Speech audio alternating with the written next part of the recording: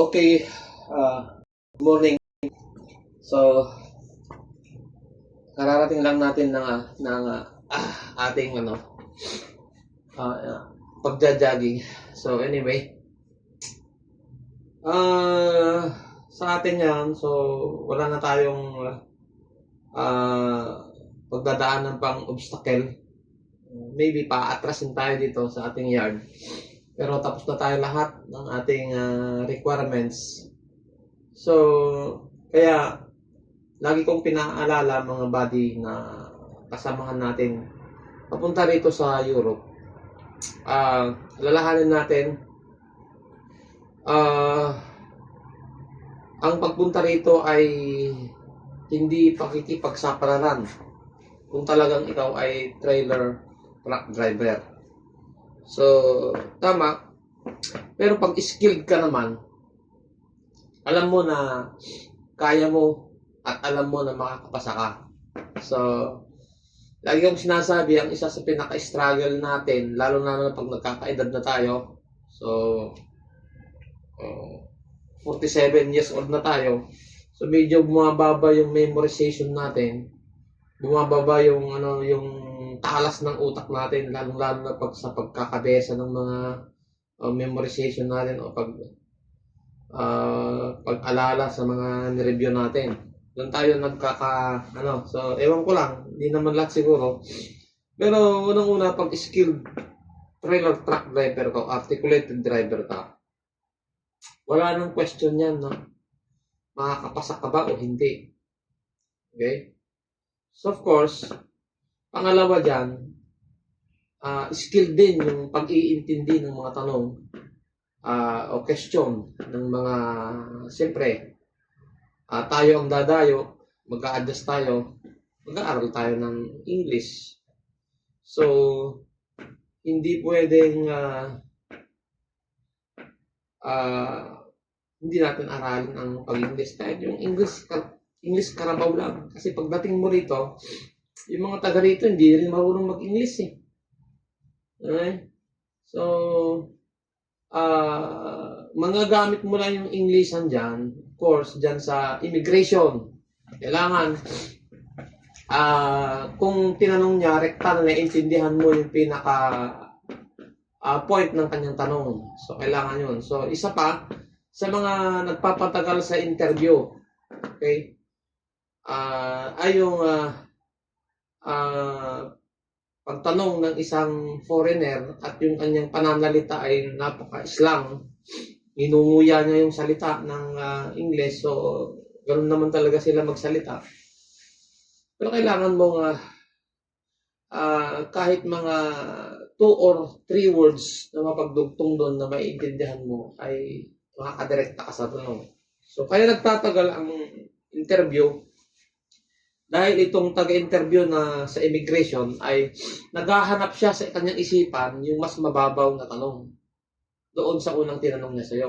So, doon nagtatagal, imbes na isang tanungan lang at isang sagutan lang, either magtatanong siya ng 1, 2 hanggang 3 na mas mababaw pa para maintindihan mo. Doon nagkakatalo. Kaya mas mainam na suggestion ko mga brad, kung kayo ay mahilig man lang manood ng movie,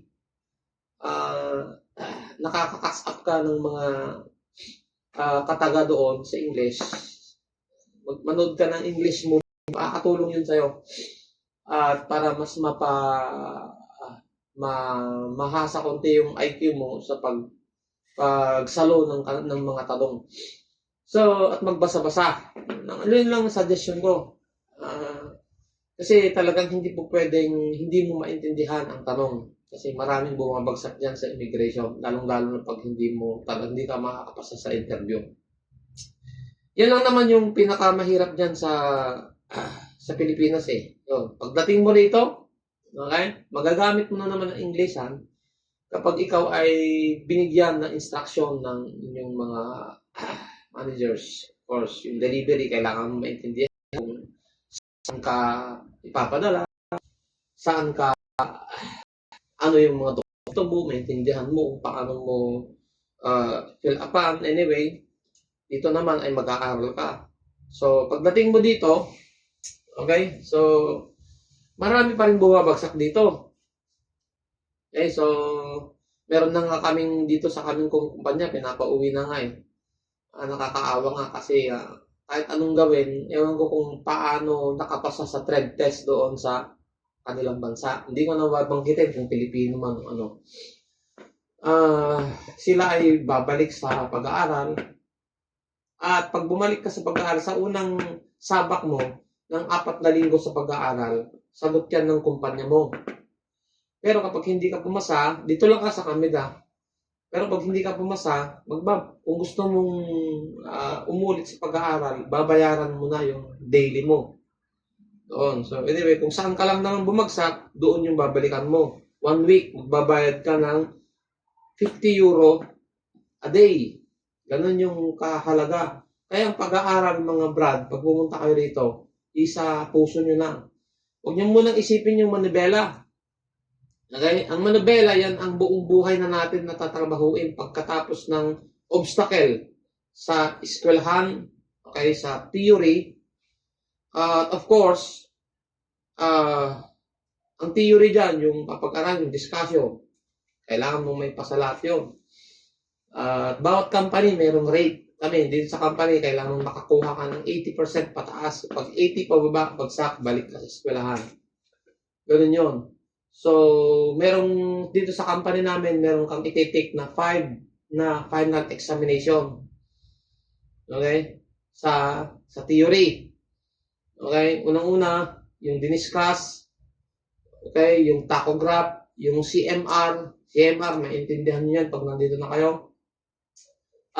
Iti-take mo yung test question ng school. Of course, yung sa computer. Doon sa traffic rules and regulation, dalawa yan. 1 and 2. Kailangan mo ipasa yun. Dapat kailangan makapasa ka ng 80%. Pataas. And then, pagdating mo dito, after ng schooling mo, dadaan ka pa rin sa yard. So, ngayon, ang i-discuss doon sa school mo, may apply mo ngayon sa yard. Doon sa yard, unang-una dyan na kailangan mo medyo mahirap sa atin na galing sa Pilipinas ay yung mga signages. Kailangan detailed kasi yung signage nila dito. Okay, lalo-lalo na pag nasa schooling ka, kailangan detalyado yung ilang metro ka huminto. May metro yan.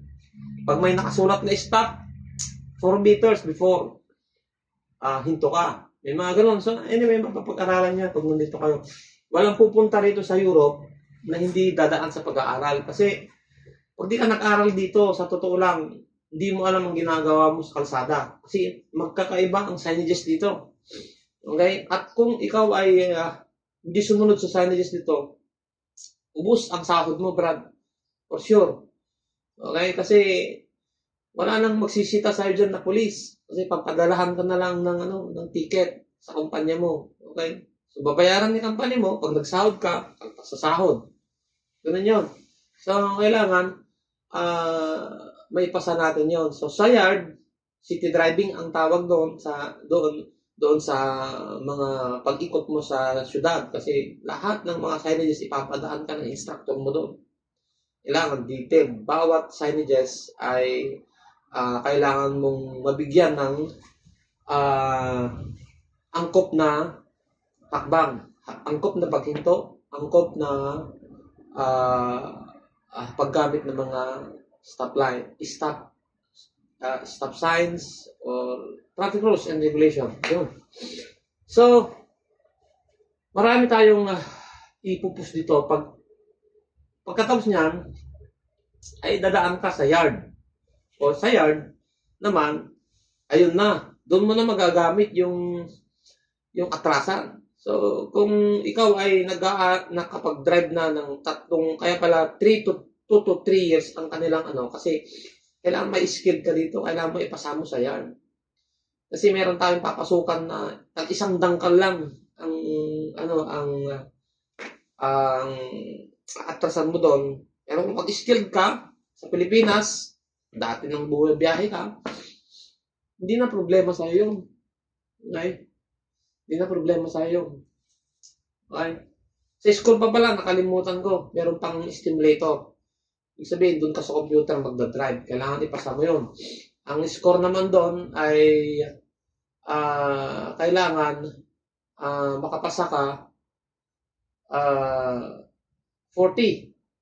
Okay? 4. Yun, 4. May score ka na 4. Bawat abante mo, -1. Okay? So, yan, basta ganun yung ano. So, and then sa yard, atrasan yan, yung alidak. Okay? Esparting tawag nila dito. Yung atras ka, galing ka sa kanan, papunta ka ng kaliwa. Galing ka ng kaliwa, papunta ka ng kanan.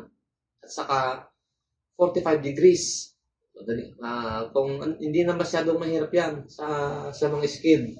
Pero yung mga nakapasa lang dyan sa mga tread test, okay, at nakachamba sa pag-atras, okay, kailangan mag-aral kayong maigi. Yun ang suggestion ko sa inyo. Kasi dito, talaga 45 minutes ka na pinapa-atras, abante, doon sa obstacle.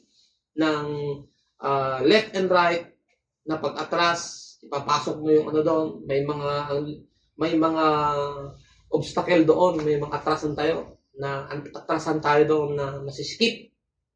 At kailangan kailangan maipasok mo doon. So, kaliwat kanan, and then meron silang 45 degrees. Okay? So, sabi ko nga, mga brad, hindi ko kayo dinidismaya kung kayo ay nakachamba lang dyan sa trade test dyan sa Pilipinas. Pero paghandaan nyo, yung trade test dito. Kasi, sa final exam, kailangan maipasok mo yung trailer mo doon sa inaatasan na obstacle na pinasusubok sa'yo. So, yun lang sa paalala, mga buddy, mga brad, ay ito ay ginagawa natin hindi para sa ating sarili, kundi para sa ating pamilya. Okay? So, kailangan ilaban natin yan. Magsunog kilay tayo. Okay? Dito. Kasi kailangan tayong pumasa. Okay, so, Brad, ingat-ingat, yo.